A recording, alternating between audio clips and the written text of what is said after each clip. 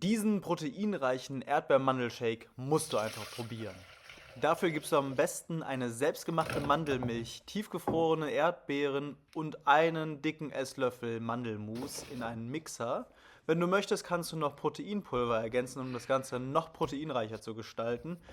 Und pürierst dann alles zu einem cremigen Shake, den du dann nur noch in ein Glas füllen und genießen musst.